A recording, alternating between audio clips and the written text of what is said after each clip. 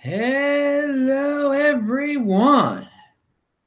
This is Adam Meister, the Bitcoin Meister, the Disrupt Meister.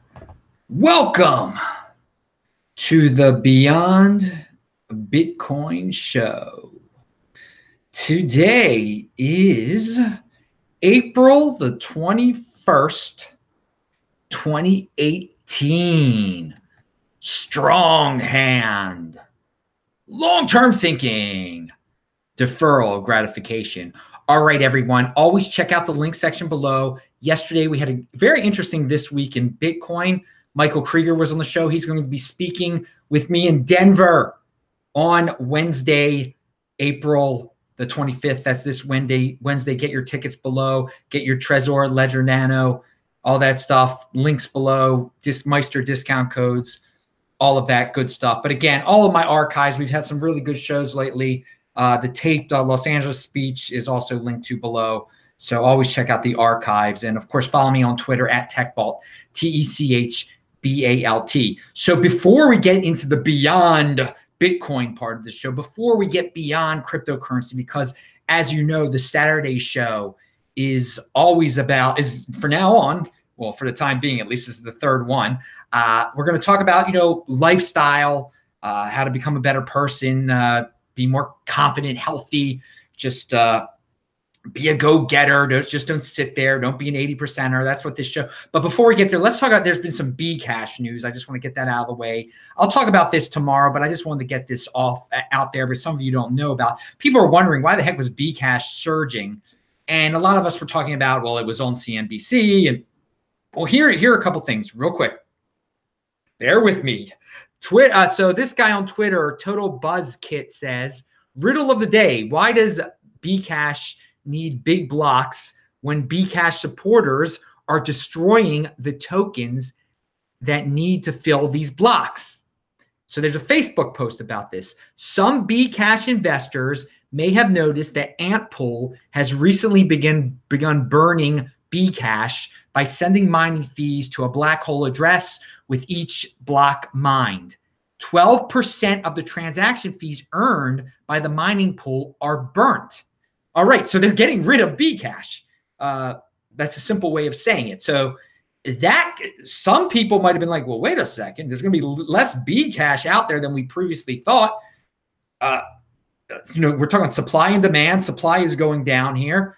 Hey, this might be part of the reason people are buying into it. It's something to consider. It's very interesting that a miner has taken this approach to just destroying Bcash, destroying actual Bcash, so there's less Bcash. Who knows what the long-term effects of this will be? I thought I'd bring it up. I know Bprivate actually wants to burn unclaimed Bprivate, so maybe this is something they can learn from if the Antpool people continue to do this. Also, and this is the biggest thing for the Bcash price, they have a May 15th hard fork coming up, okay? And this might be the buy the rumor, sell the news type of deal, or maybe that's just going to be really pumped hard on the day, on that May 15th date. Maybe they're going to fixate on that date. Maybe that's something that's going to just get into the cryptocurrency community now, and people are just going to be looking forward to this May 15th hard fork. Will it help Bcash? I have no idea. But this could be part of the reason that it's also pumping. I usually don't care about the reasons of why Bitcoin pumps and dumps. But for an altcoin like this that some of us have gotten for free, you have to decide, well, when is it going to get back up to 20% so I can dump it? Or whatever it is that, you value your wealth in Bitcoin. There'll be a point where the Bcash gets to a point in its terms of its value of Bitcoin where you want to dump it. Or maybe you won't. I don't know. But that's why I'm interested in these reasons. And I'm also interested because this is a centralized coin. The manipulative aspects, if there are any manipulation aspects behind it. But anyway, another thing is, oh yeah, so I linked to their hard fork page below, bitcoinabc.org/May 15 hard fork. And also they have something called Cash Shuffle. CashShuffle.com, which might anonymize Bcash. That's also coming out in May. So all of these things can be promoted by King of the Trolls and all of them. And that could be why you're seeing all this price rise.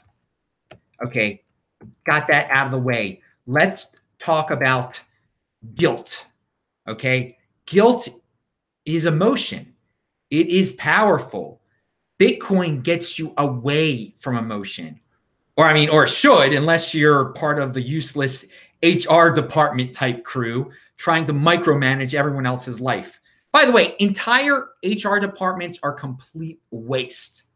You manage your own business, and in a corporation, you need a bare minimum skeleton HR crew, maybe one person. If you have a huge bureaucracy, yeah, then you need a HR department. But you don't need a huge bureaucracy. You don't need that. That's just wasteful jobs, and that's why HR is a joke. Anyway, the more waste, the bigger the HR department. I'm getting off on a tangent now, but yeah, guiltless Bitcoin. Who cares about the people who didn't get in early? They had a chance. Don't let people guilt you into well, maybe this Bitcoin thing isn't good. No, people had a chance to get in on this early. They still have a chance. The price has been cut in half, been cut in a third from 20,000. And you still have people complaining, trying to guilt you, trying to use emotion. Bitcoin is numbers, people. There is no emotion here. They had their chance. Personal responsibility is the new counterculture, okay? You can apply that to just everything in life. So don't let people try to say, well, I'll ask you all these questions about Bitcoin. Why didn't XYZ happen? Why didn't this happen? Just using all this emotional stuff. Okay, then don't buy it, dudes. I bought it. If you want to just keep on making excuses, make your excuses. And another thing, speaking about guilt, people are always, what about the children? What about the poor children of this world? Is Bitcoin going to make them poorer? And maybe even beyond Bitcoin. What you're rich now because of Bitcoin. What about the poor kids? What about, dude, you know what you tell them? I don't care. Say, I don't care. They're trying to virtue signal guilt you. And this is so common in life today, in society. These are other people's children. They can take care of their own kids. It has nothing to do with you. Nothing at all. Why even, when people try to guilt you into these discussions, again, say, I don't care. I have answered that to people recently. People were like, well, what about, Adam, you were born in the middle class privilege. What about we're going to have to help. You're going to have to pay your taxes. You should have to pay taxes to support other people's children. And I just say, I don't care about other people's children. I don't care.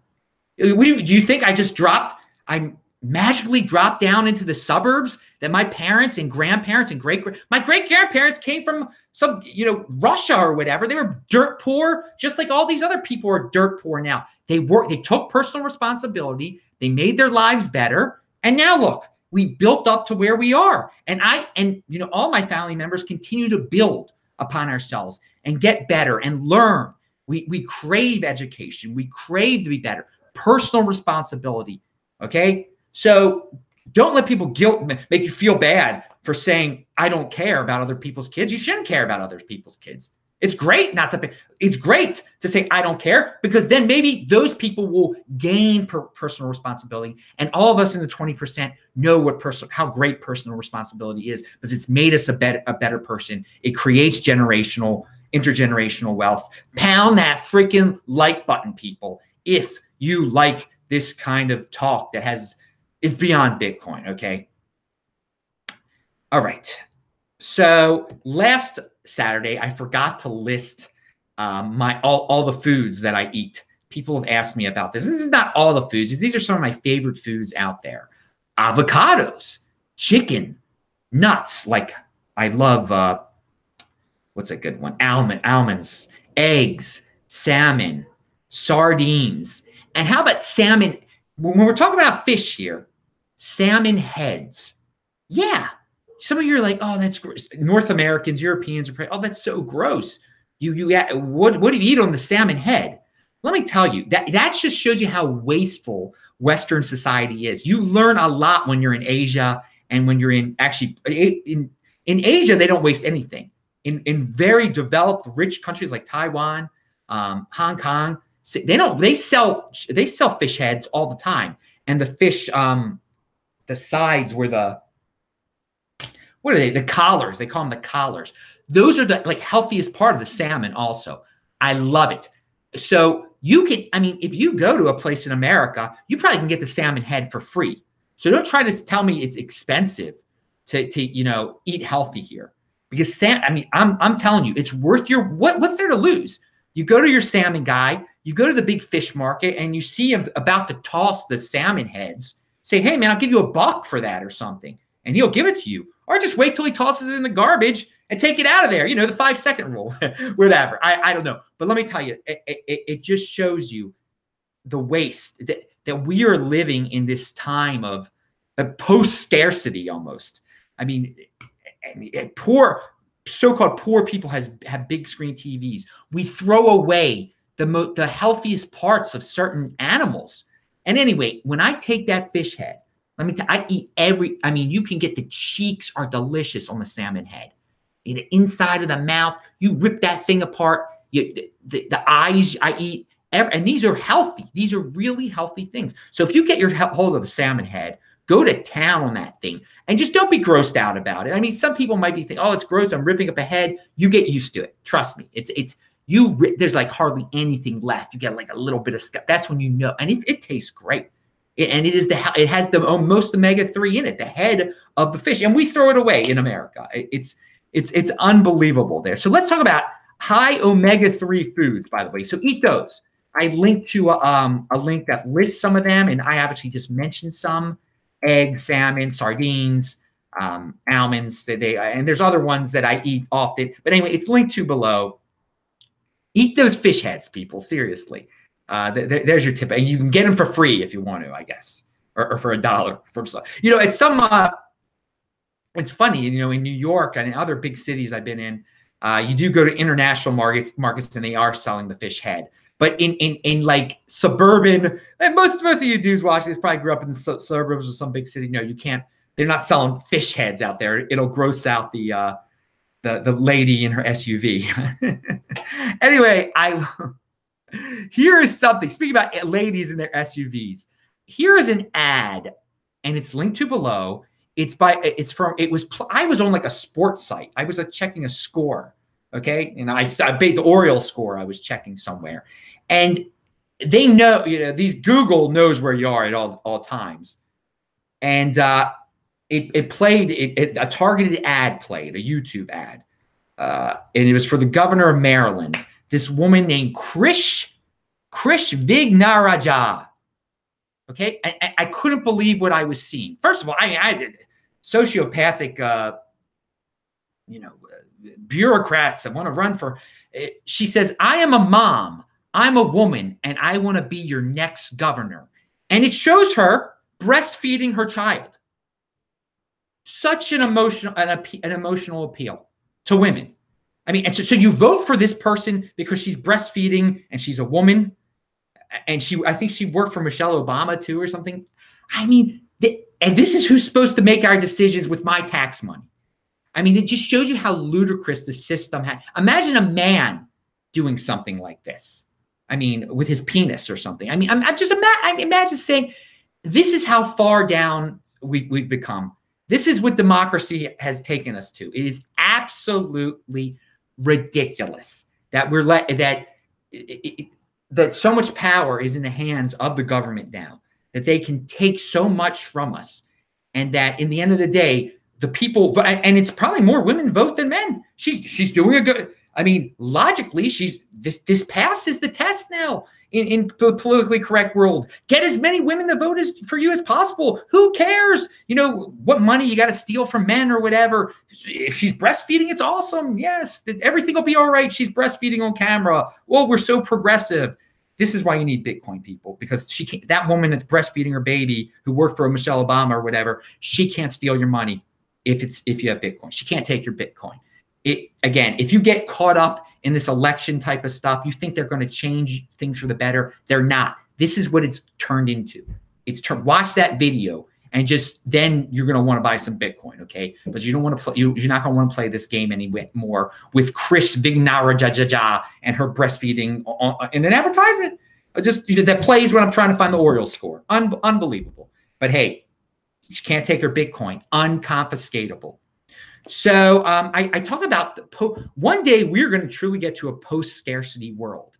But with people like that woman, whatever her name is, in charge, and with the governments gaining more and more power, and 80%ers wanting simple answers, wanting to take from the 20%, wanting to guilt people, wanting to use emotion, it's going to slow down the 20%ers, okay? If the 80%ers were smart, they would just let the 20%ers do what they had to do. You guys, we don't want to restrict you anymore. We don't want to steal from you anymore. We don't want to tax from you anymore, because the 20%ers are going to take this world and make it a post-scarcity world. So all those 80%ers can sit on their butt all day and do nothing.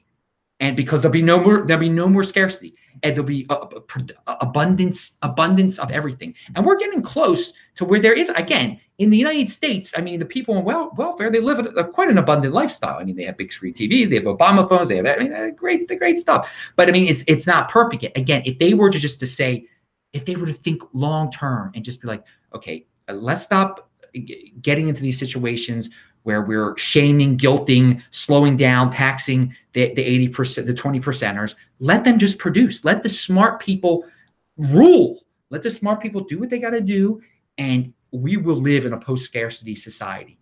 And those 80%ers can do what they want to do, and us 20%ers can go to the moon, go to the Mars, go to Jupiter. It'll be great. But of course, 80%ers are going to do what 80%ers are going to do. The sociopathic politicians are going to appeal to them with breastfeeding commercials. And all right, so here's another tip for everyone out there. But think about that. Think about a post-scarcity world, and think about what would happen if the 20%ers out there weren't being held back. And you know what? It is about personal responsibility. Us 20%ers, we got to find ways around this. We do. But I'm saying, imagine the world where we wouldn't have to find, where these obstacles did not exist, that are out there, because 80%ers want quick, short-term solutions. They're not thinking long-term is a post-scarcity world. We have amazing technology out there. All right, sell your car. That's another Adam Meister tip to save money. For those of you who say, "Oh, I have no money," sell your car. I don't own a car. I haven't owned a car for a while now. You find ways around. You walk more. You run more. You're just healthier. You're just healthier. Speaking about healthy, some people know I do a 72-hour. I've done quite a few 72-hour fast in my life. You can do one a year or one every 6 months. The reason you do a 72-hour or longer fast, and again, this is not for everyone. They say it can reset your immune system.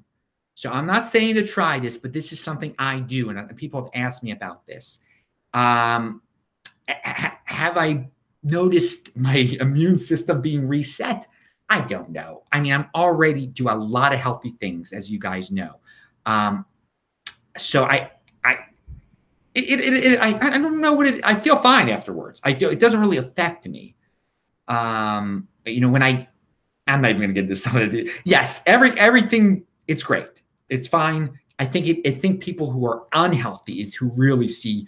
You read about it, Google it, and just learn for yourself. See if you're comfortable doing something like that. Again, I fast 22 hours every single day at least. I do intermittent fasting. Check out last week's video. I talked about that. But I do on occasion do longer fasts, especially when I travel. I do not like to eat when I'm about to go on a plane, or when I am on a plane, or after I'm on a plane. So I have these lately. I've been having these 48-hour fasts when I'm traveling, and I've been traveling a lot.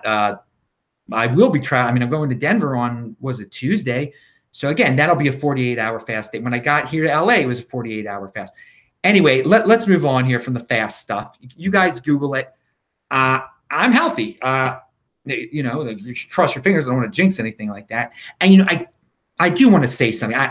There are some big Bitcoin guys out there who are going through health issues right now, and I'm thinking of you guys. I really, someone's wife is having an issue right now, and another guy is having a very serious health issue. I just want to tell those dudes I'm thinking about them out there. And there's sometimes we can't, sometimes there's just bad luck people. So that's why you gotta maximize the time, and if you can control your health, then control it as much as you can. because one day you might have some bad luck and it's going to be all over. So try to live the healthiest you can. And it's not when you get that bad luck, it's not necessarily over, by the way, but it makes life a lot more difficult and a lot more challenging. And there are some of our fellow Bitcoiners who go to this channel, who I'm friends with and everything, through the internet, that are, so let's think of those guys right now. They're going through some issues right now.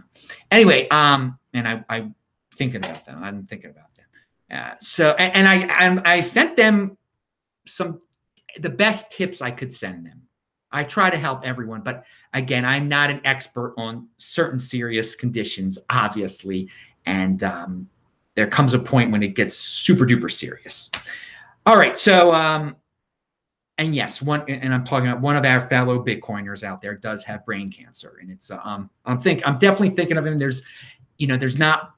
He's doing what he needs to do. So anyway, we'll talk. I've gone off on a tangent right there, but if he's watching, you're gonna do good, man. You're gonna do great.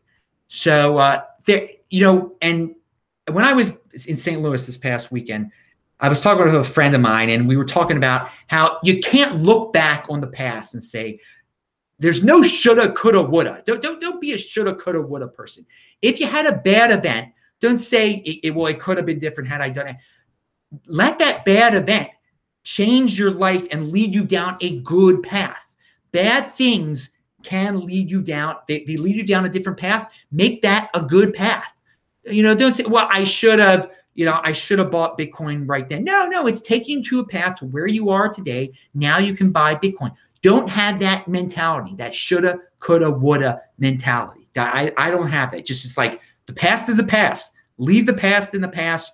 You move on. It put you on the path that you're on now. Make the most of that path that you're on right now. Seriously, because a bad thing does lead to a good thing for positive people who go their own way and take personal responsibility.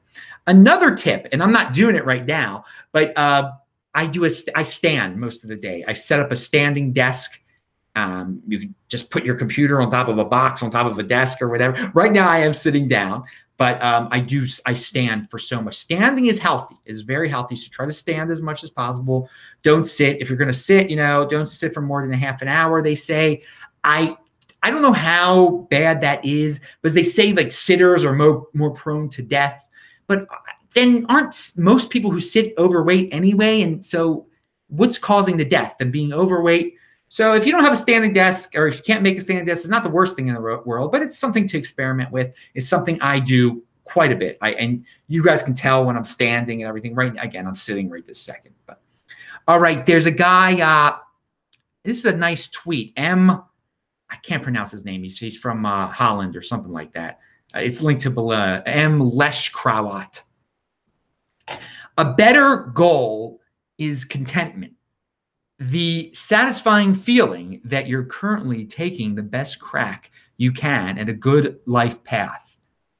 That what you're working on might prove to be a piece of an eventual puzzle you can feel really proud of.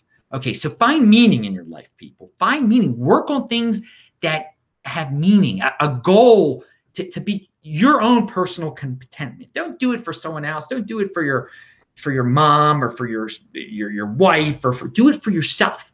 It has meaning for you. Set goals that have meaning for you and that give you a path. Because I think a lot of people are just lost. They have no goals, they have no meaning, and they don't know what to do with their lives.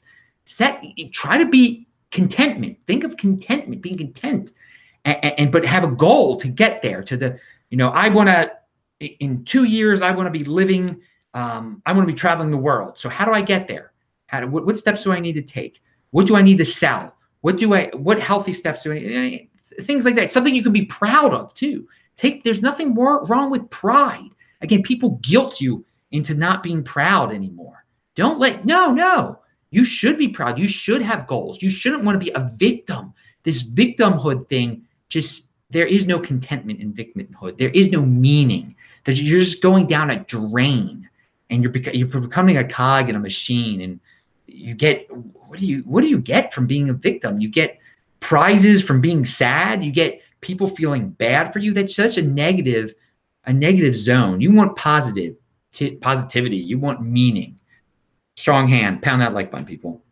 All right. So here's a deferral of gratification story for you, people. So on Sunday, I was in the St. Louis airport, and I had already fasted for 26 hours since I was going on a plane. I was not going to eat on that plane, and it was going to end up being a 47-hour fast or something like that. So they make an announcement, Frontier Airlines, that my flight has been delayed 3 hours. 3 more hours. I got to sit there now. All right. So if I haven't eaten for 26 hours, but guess what they said? They said, hey, dude, come up to the front. We're going to give you a $15 food voucher. You can use it anywhere here look at those restaurants with the big TVs, you know? So I went up there. I got my food voucher. Now, what would you do? What would you do at that point? Would you be like, I'm hungry now. I'm hungry. I better go. I can't wait 3 more hours before I get on this big plane flight to the West Coast. I got to eat now. Or could you defer? Could you be patient? Could you defer gratification? You know what I did? I went to a store and I bought me a big $12 pack, or it was close to $15 with taxes. It was like $14 pack of almonds. Almonds are some of my favorite food. So there I am. Now I've got my almonds there, okay? And I'm sitting there, and I know that I could end my fast right now, couldn't I? Or am I gonna do my original goal and wait, the 20 more hours or whatever it was, 17 more hours after a certain point? Could you resist it, having your favorite food right there in front of you? And then you're carrying it around with you when you're on the plane, when you're landing, when all sorts of things. So no, of course, I did my fast. Of course, I had a 47-hour fast because of this. I was able to defer gratification. Oh, and when I finally ate those healthy almonds, it was worth it. It was great. So that's how you practice deferral gratification, people. You apply that to the rest of your life with Bitcoin. That's how you say, I'm going to hold on to this Bitcoin. If you're able to do something like that, this is what I do my whole life. It's all about deferral gratification, and it makes it so easy. And for those of you that I've never sold a Bitcoin for fiat, never. I wait until at least after the 2020 halving. And that's how you become a success in life, if you're able to do things like that. Most people, and I saw them, they got their voucher and they pigged out at the Fridays or whatever nonsense. They were the gross cooked food, and who knows what those people were eating. I got the healthiest possible thing, and I didn't even eat it till the next day. All right, so that's how. Hey man, that's life. That's how you become a success. All those 80%ers, I mean, what's going to end up with them? I mean, there's so many obese people. It was gross. And I know if some people, obesity, there's a problem. It's a problem. And I'm not calling people obese to put them down, to shame them. I want people to work away from that obesity. But what I saw was people just stuffing their faces more. So don't be one of those people. Be an almond guy, deferral gratification guy. That's about it. I'm Adam Meister, the Bitcoin Meister, the Disrupt Meister. Remember to subscribe to this channel, like this video, share this video, check out the notes section below. Pound that like button, and I will see you in the chat right now. Bye.